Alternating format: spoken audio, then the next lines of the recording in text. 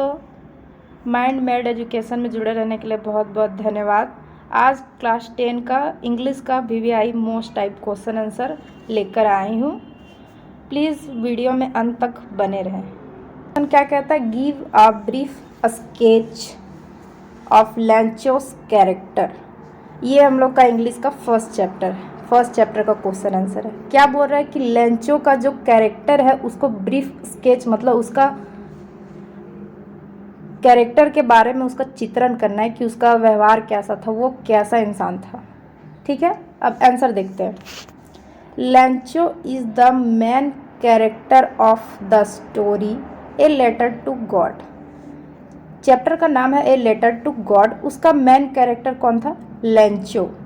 He is a very hard working farmer and works like an ox in his fields. वो क्या बहुत ही परिश्रमी किसान, और वो क्या करता था, बैलों के जैसा वो क्या करता था, अपना खेतों में काम करता था। उतना मेहनत से काम करता था। बैलों सब कोई उसको गाली नहीं दे रहा, वो उतनी मेहनत से क्या करता था, काम करता था। He has firmly faith in God and believes that God in watching in everything। वो भगवान में बहुत ज़्यादा विश्वास रखता था। वो ये सोचता था कि वे हमेशा क्या कर रहे, हमें देख रहे हैं। हम जहाँ भी है वो हमको हर जगह देख रहे हैं कि हम क्या कर रहे हैं। He is house was situated on the crest of a low hill and lived with his family। उसका घर जो था वो घाटी के निचले हिस्से में था। लो हिल यानी कि छोटी पहाड़ी के ऊपर घर था उसका, है ना। One day his crops were destroyed in hailstones due to his firm faith in God. एक दिन क्या होता है कि बहुत ज़्यादा बर्फबारी शुरू हो जाती है, जिससे क्या होता है कि उसका खेत जो है वो बर्बाद हो जाता है, लेकिन उसे अभी भी भगवान में बहुत ज़्यादा विश्वास था। इसके लिए वो क्या करता आगे, ही डिमांडेड 100 पीसोस फ्रॉम गॉड। वो क्या करता है, एक पत्र लिखता है। ठीक है, एक पत्र लिखता है और उसके माध्यम से वो भगवान से बोलता है कि हमको 100 पीसोस भेज दो। उनका जो देश है, उनका जो करेंसी है, उसको पीसोस में दर्शाया गया है। He has wrote a letter to God. यही बोल रहा है कि क्या करता है, भगवान को पत्र लिखता है। He called the post office employees bunch of crooks as he did not receive the demanded money. और वो क्या करता है, जा करके पोस्ट ऑफिस के एम्प्लॉयज़ को जमा कर देता है। वह ये नहीं सोचता है कि वो लेंगे कि नहीं लेंगे, बस उसको इतना विश्वास है कि वो जा करके पोस्ट ऑफिस में करते हैं। दोस्तों, आप लोग को पहला क्वेश्चन समझ में आ गया होगा। अब चलते हैं नेक्स्ट क्वेश्चन की ओर। What are the twin obligations does Mandela mention. इसमें क्वेश्चन कह रहा है कि जो मंडेला जो था, वो जो व्यक्ति था, उसने क्या 2 ऑब्लिगेशंस दिए, यानी कि 2 क्या उद्देश्य दिए, इसके बारे में जानना है। चलिए देखते हैं। Mandela mentions 2 obligations that every man has in life. Mandela जो है उन्होंने 2 उद्देश्य दिए प्रत्येक व्यक्ति के जिंदगी के बारे में। That is obligation to his family. वो जो उद्देश्य था वो उसके परिवार के लिए, टू हिज पेरेंट्स यानी कि उसके माता पिता के लिए, टू हिज वाइफ उसकी धर्मपत्नी के लिए, and children and the application so it's people और उनके बच्चों के लिए। दूसरा जो था वो he is community and his country.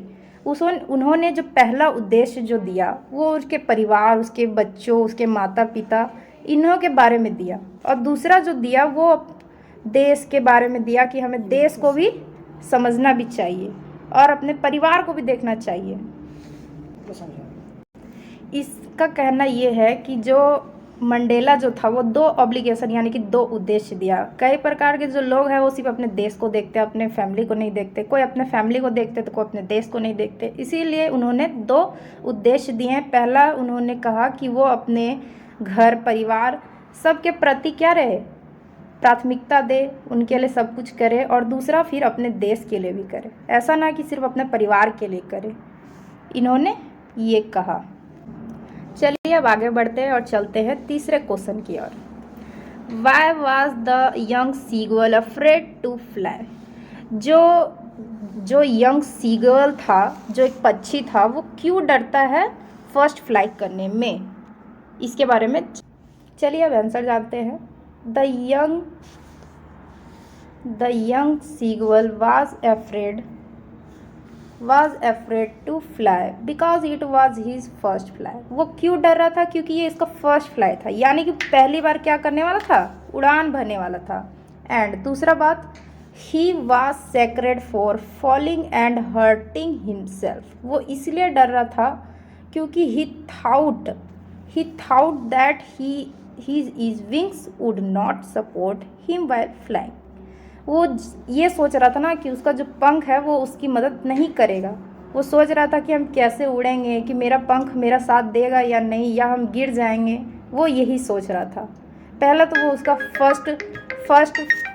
First fly था, और दूसरा कि वो सपोर्ट करेगा उसका विंग्स कि नहीं। चलिए अब नेक्स्ट क्वेश्चन की ओर। Question number 4, What does the poet say the boy is learning from the loss of the ball? एक लड़का, एक बच्चा था जो उसका पसंदीदा जो गेंद था वो खो चुका था, तो वो उससे क्या सीखता है? वो अपना बॉल खोने से वो क्या सीखता है? चलिए अब आंसर जानते हैं। The boy is learning to cope up with the loss of the ball.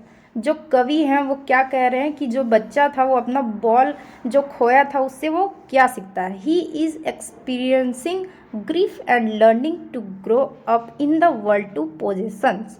वो ये सीखता है कि हम दुनिया में कैसे रह सकते हैं या कैसे चल सकते हैं, मतलब कैसे अपने आप को ग्रो कर सकते हैं, वो ये सीखता है। He learns that there are so many things in life. वो ये सीखता है कि ज़िंदगी में बहुत सारी चीज़ें हैं जिसे हम पाते हैं और खो देते हैं। And cannot be brought black.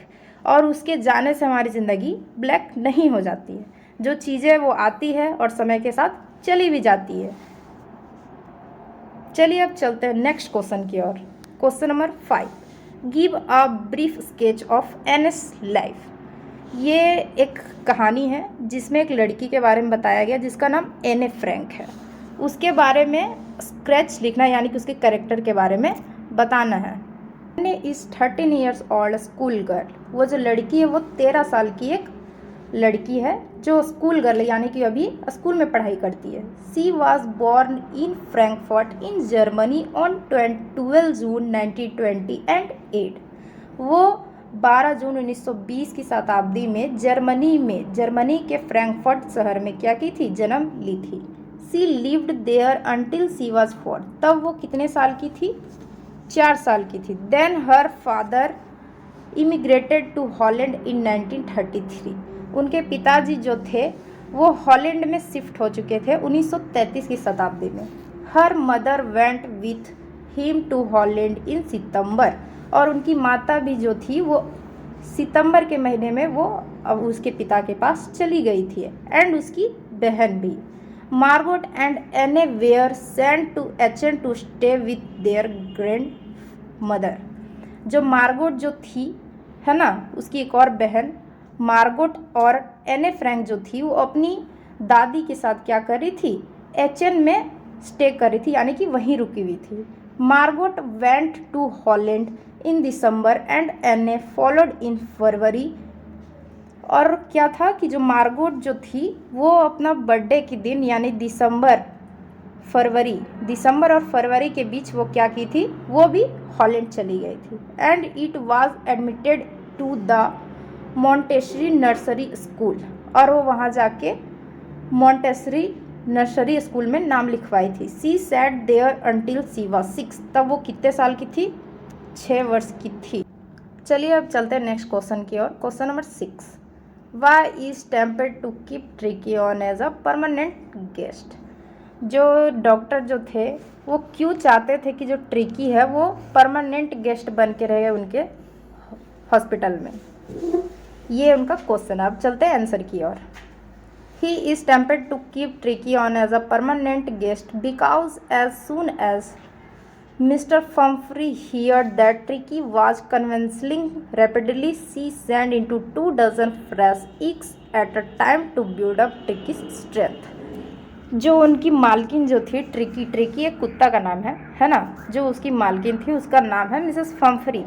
ठीक है, वो जो अपने कुत्ते के लिए वो एकदम फ्रेश 2 दर्जन अंडा और पीने के लिए विस्की भेजती थी, जिसका नाम ब्रांडी, मतलब ब्रांडी वाइन, बहुत महंगा शराब भेजती थी। इसीलिए जो डॉक्टर जो थे और उनके जो पार्टनर्स, जिसका नाम है mister Herriot and his partners, doctor का नाम मिस्टर हैरियट और उसके पार्टनर्स जो चाहते थे would have a royal breakfast of 2 eggs daily. He does not want to lose and fresh eggs, wine and brandy which is getting Tricky's name. वो नहीं चाहते थे कि जो ट्रिकी के नाम पे उनको 2 दर्जन अंडे, सुबह सुबह फ्रेश ब्रेकफास्ट और शाम को ब्रांडी जो शराब जो मिलता था वो उनको खोना नहीं चाहते थे, जो ट्रिकी के नाम पे आता था। लेकिन मिस्टर हैरियट एंड उनके पार्टनर्स खा लेते थे, क्योंकि ट्रिकी जो बहुत ज़्यादा बीमार हो गया था, इसीलिए उसे सिर्फ पानी दिया जा रहा था।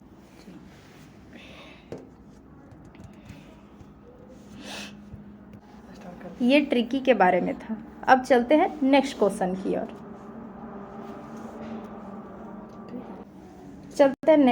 की ओर। How did Hari Singh know that Anil had forgiven him. एक व्यक्ति था जिनका नाम हरी सिंह था और एक लड़का था जिसका नाम अनिल था। हरी सिंह क्यों, मतलब उनको क्यों लगा कि हमको अनिल को माफ़ कर देना चाहिए। ठीक है, अब इसके आंसर की ओर बढ़ते हैं।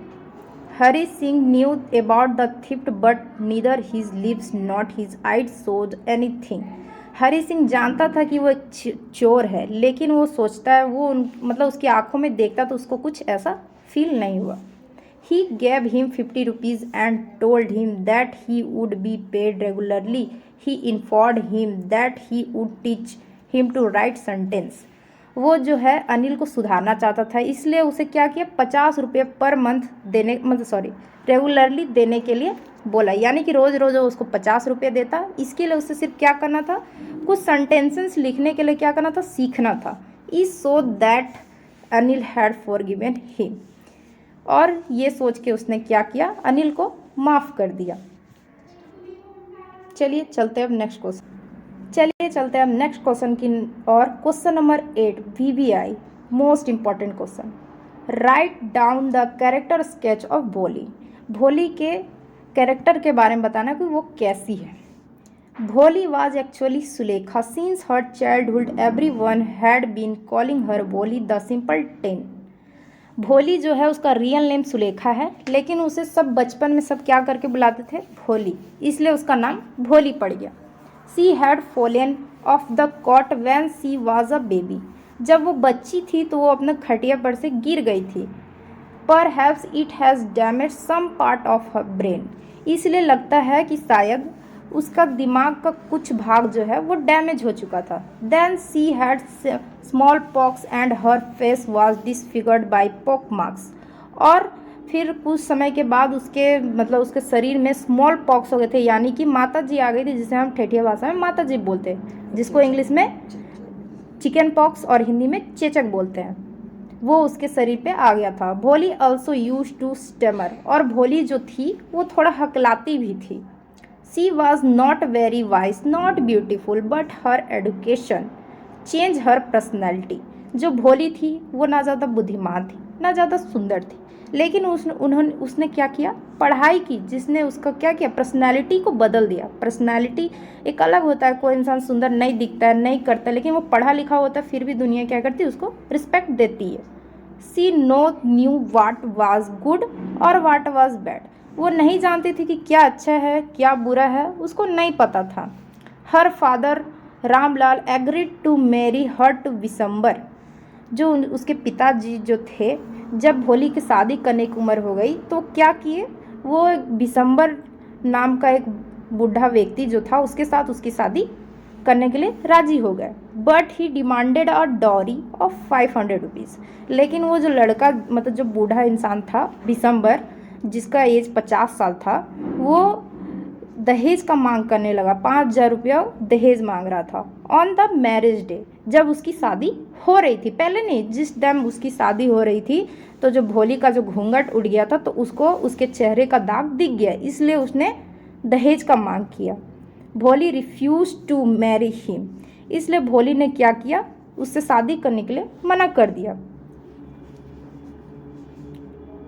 एडुकेशन हैड थस मेड भोली अ वाइस एंड मेच्योर गर्ल। इससे क्या लगता है हम लोगों को कि जो भोली है वो बचपन में उसका दिमाग ख़राब हो गया था, मतलब दिमाग का कुछ पार्ट जो है वो डैमेज हो गया था, उसका शकल भी ख़राब हो गया था, लेकिन उसका जो एजुकेशन यानी कि वो जो शिक्षा प्राप्त की थी उसके वजह से भोली क्या एकदम बुद्धिमान और एक मेच्योर गर्ल बन चुकी थी। ये बहुत इंपॉर्टेंट क्वेश्चन है, इसको एक बार फिर से देखते हैं। भोली जो थी उसका बचपन का नाम भोली था, लेकिन उसका रियल नेम सुलेखा था। वो बचपन में अपना चारपाई पे जो सोई थी उससे वो गिर चुकी थी, जिससे उसका थोड़ा दिमाग डैमेज हो गया था और उसके शकल पे स्मॉल पॉक्स के दाग भी थे। और वो ना ज़्यादा समझदार थी ना ज़्यादा बोलती थी, वो हकलाती थी, लेकिन उसने क्या की, पढ़ाई की। उसकी जो शिक्षिका जो थी उसको अच्छे से पढ़ाई, वो उसको बहुत हेल्प की। तो क्या कि वो पढ़ करके वो अपना दिमाग ठीक करी, वो एक मेच्योर गर्ल बन चुकी थी।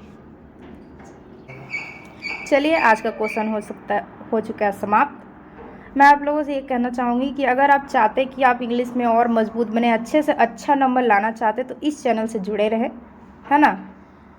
और आपको अगर वीडियो अच्छा लगा हो तो लाइक एंड सब्सक्राइब जरूर कीजिएगा। जय हिंद, जय भारत।